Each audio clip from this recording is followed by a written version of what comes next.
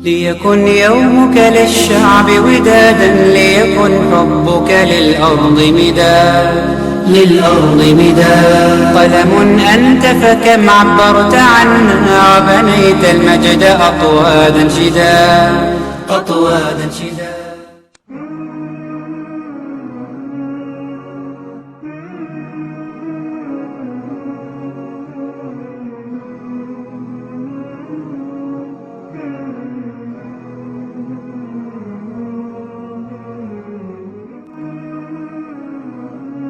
Have you ever seen a small baby when it's born?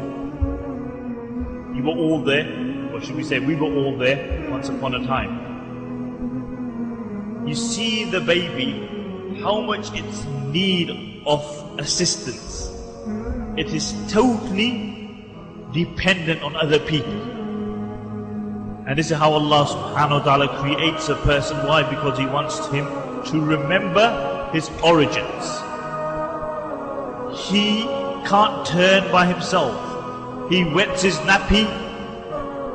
He does number 2 in his nappy, and he can't clean himself until his mother comes and takes that nappy off. He wants to drink, he's hungry, and he can't move or drink until his mother feeds him. And then after a while, that same little baby becomes older and older, and then he starts thinking that he's something special. And then he forgets his origins, and he starts to think that he is it. He is the man. Forgetting his origins, and the older that he gets, the more independent that he regards himself.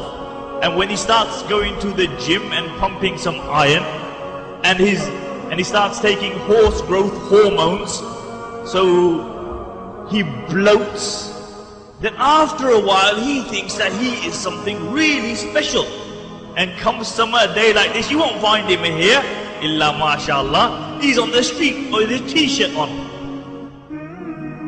And then a time comes that that very same person becomes old, and he becomes bent back if he reaches that age, and he walks with a stick, and when he wakes up in the morning, all his bones hurt. All those bones hurt.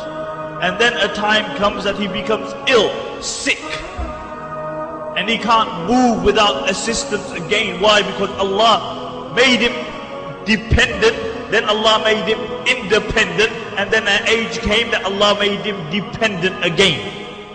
And then he lies upon his bed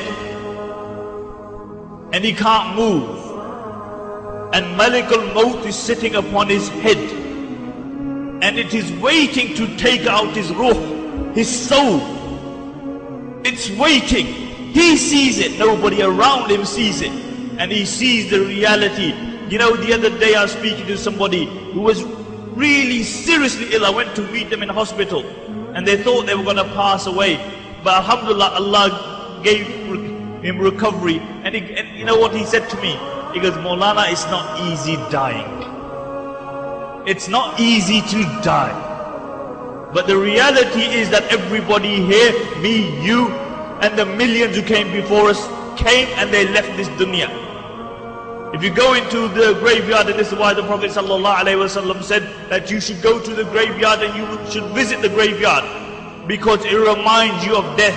Look at the tombstones. It will say 1835, 1825. It shows that these people spend more time in the grave, under the earth than upon it. And then a time comes, he's lying in his bed, and he sees Malik al-Maut. And if Allah gives him, if he's been a good person in his life, Allah gives him the tawfiq to recite the kalima. And if not, then he leaves this dunya. And that very same person, now they give him a bath. He can't bathe himself anymore. They give him a bath. And the water shouldn't be too hot or no, should it be too cold? Because he feels it. And then that person, imagine it, because it's going to happen to every single one of us. But sometimes we get so deluded with this dunya, we forget. A time comes, they dig a ditch 6 feet deep, and they put you in it, and then they put the sand over you, and you are all by yourself. Imagine it. Because as I said, it's going to happen to every single person. And then the only thing which will remain with you in that grave is your good actions. The only thing. Your muscles, your money, your car, your house, your friends, your children, everything will remain behind. And the Prophet ﷺ said, only one thing will remain with him, and that is good actions. And if you have good actions, they will save you. And the Prophet ﷺ said that the grave is Rawda min Riyad al-Jannah, is a garden from the gardens of Jannah. When a person is placed in the grave says to that person, out of all the people walking on the face of this earth, you are the most beloved too. And now you have come to me, you will see how I deal with you, how I encounter you. And it opens up as far as the eyes can see, and windows into Jannah open. And then there will be the other person who lived his life, because you either go to Jannah or you either go to Jahannam, who had lived his life, but he did whatever he wanted.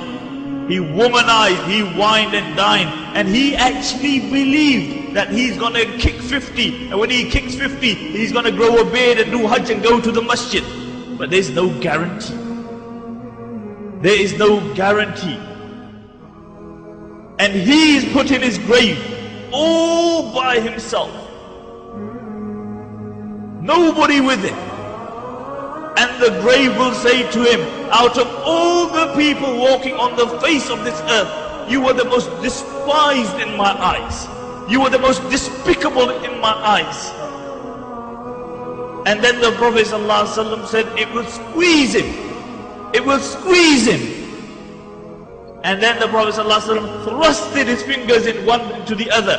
And he said his ribs will go into each other like this. This is how it will squeeze. And the only thing which will suffice and safeguard you on that day is your actions. Actions. And the Prophet ﷺ said that a person, now you look at, we become independent and we think we are something special. But the Prophet ﷺ said, when man will be brought in front of Allah subhanahu wa ta'ala, he will be like a buzzard. Do you know what a buzzard is? Have you ever seen a calf when it's born and it tries to stand up and it falls down again, and then it stands up and it falls down again? The Prophet ﷺ said, when man will come in front of Allah subhanahu wa ta'ala on the day of judgment to give account for his action, he will be like a buzzard. His legs won't be able to hold him. He will try to stand and he will drop, and then he will stand again and he will drop, and he will stand like a little calf, and he will do this and he will do it again and again. And really look how often we delude ourselves, believing that we are something special. But on that day, every man will know how special he is. The biggest gangsters, the biggest drug dealers, the biggest macho men, the bouncers will know their reality. Their reality, they will know. Or man, when he will see his actions on the day of judgment, the Prophet ﷺ, his evil action, he will cry. He will cry until his tears dry up. Tears dry up. And he will have no tears left. And then the Prophet ﷺ said he will still cry, but he will cry tears of blood when he will see the reality. And this is why the Prophet ﷺ defined it as what? Yawmul Hasra, a day where man will have remorse. He will have remorse. Why didn't I spend my life in the worship of Allah subhanahu wa ta'ala? In the worship of Allah subhanahu wa ta'ala. If